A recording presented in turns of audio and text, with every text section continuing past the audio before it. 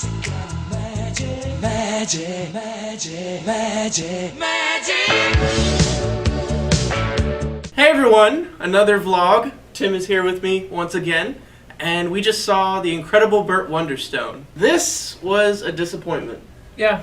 I have never gone into a movie with such great comedic talent and come out feeling so empty and hollow and not having had a genuine laugh throughout the entire thing. I think there was one genuine laugh not post credits, but after the movie ends, there's like a scene during the credits, and that was when the laugh started.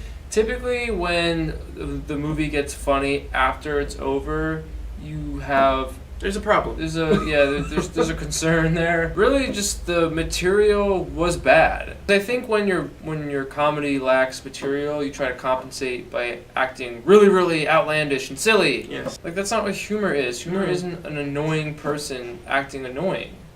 It's usually like a serious person doing something silly that they don't think is silly. I feel like the entire concept of this movie was talking about the old school and trying to make you relive the nostalgia of seeing your first magic show. And it started off that way in the beginning with them as young characters and him meeting his influence later in life. But it felt hollow. Like, it reminded me of Hugo, how they talk about the magic of film the entire movie, but you don't feel anything until the very last 20 minutes, maybe. There's a hokiness about magicians, and maybe some self-deprecation would have been fun to see. Maybe Siegfried and Roy make fun of themselves. Penn and Teller, anything. There was no effort here. The types of jokes that are in the movie are immature, sophomoric, sexist. There was a lot of misogynism in this movie, and they sort of do this thing where they're like, oh, this character is a misogynist, so he's bad, he's just a jerk. But those are the jokes that the movie has. They have almost nothing else. A lot of these jokes, if you laugh at them, you're kind of, you're not being a bully, but those are the kind of jokes bullies make. There's a lot of references to rape that are sort of supposed to be funny, I guess, but it's just, rape is not a good place to start for a joke. Never. There are places to go with making fun of Criss Angel, which is what Jim Carrey's character is doing.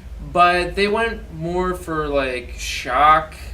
There were these shock moments that try to make you feel kind of iffy, and I guess that worked, but it wasn't really funny. Criss Angel doesn't just do bodily fluid and gouging stunts. He actually tries to do some magic things, and they didn't really, besides maybe one trick, they didn't really do that. It was just self-mutilation, and that's not really funny in of itself. Is Criss Angel even relevant anymore? Not I really. feel like if this was 2009, it would have been funnier. One of the performances that I thought was okay was James Gandolfini. I think he's I always like seeing him in movies. He just has a presence that I enjoy. I consider this entire movie a really sad epilogue to The Sopranos. After Tony had the cut to black sequence, he went into the witness protection program and started running Vegas casinos and became really sad and pathetic. Another actor that I was glad to see in this pile of garbage was Alan Arkin, who plays the magician who initially inspires young Burt in the beginning, and later on they meet each other at a assisted living home.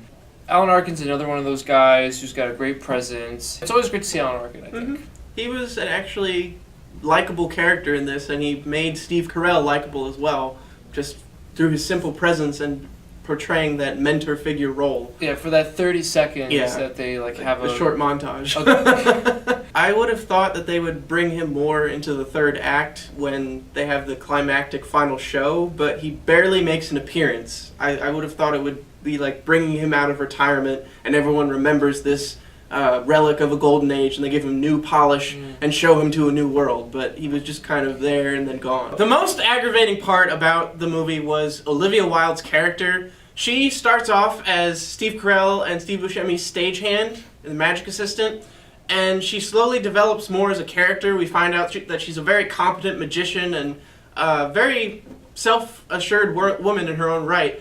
But for some reason, they have to put her and Steve Carell into a love relationship that makes absolutely no sense. He is a jerk almost this entire movie, and you don't understand why she would end up with him. And I'm so tired of scriptwriters feeling the need to place female characters with the male protagonist just for the sake of a romantic relationship. It's no surprise that a movie with so many jokes aimed at women, that they have a theme like this, that a woman can't achieve success Without the help of a man. Without the help of a man who happens to be a schmuck and an asshole, doesn't serve anything to the plot, and it's not even brought up again. And they don't have any chemistry, really. You can tell the age difference between them, which is, like 20 plus years or something? I feel like it would have been more interesting if she had been the lead character and was trying to survive as a magician in a male-dominated industry. Steve Buscemi was okay. I mean, he didn't have much to do, but you did like his character. The movie kind of takes a stand that both characters are like equally unlikable for some reason. But we always like Steve Buscemi. He's a really nice guy. I actually wanted, if they had to have a romantic relationship, which wasn't necessary, but I would have liked to see him and Olivia Wilde together, because he actually deserved a really nice person. You see, Steve Buscemi is too ugly to get the young, hot woman, so that couldn't work. I think this entire movie would have been better if it had been probably rated R, and if it had been like a very black comedy, kind of like The Wrestler. That would have been a great parallel movie, I think, because that shows you Mickey Rourke's character, what it's like to be a wrestler, everything that goes into that profession, and it gives you the kind of the sad, nostalgic look at a person at the very end of their career. That would have been a great template to follow for this movie. What if Burt Wonderstone wasn't even a great magician? Maybe the whole movie was him trying to become a great magician. And he gets his one big break at the very end, or something like that. Yeah, and then maybe he screws it up, and that's just the way it is. But there would still be plenty of room for comedy in that scenario. Like he's doing children's parties and company events his entire life, and he's trying to get to Vegas to get that big show. That could be really funny. If I had to give this a rating, I would give it like a 3 out of 10. Really? What would you give it? Like a 4. Like, I didn't like it, but... So 3.5. 3.5 out of 10. 3.5. Average. Who would have thought that the WWE would produce a better movie than a Steve Carell headlined movie? Yeah, like, I feel... The Call was better than Burt Wonderstone, people. I kind of feel like I was hard on The Call because of this movie.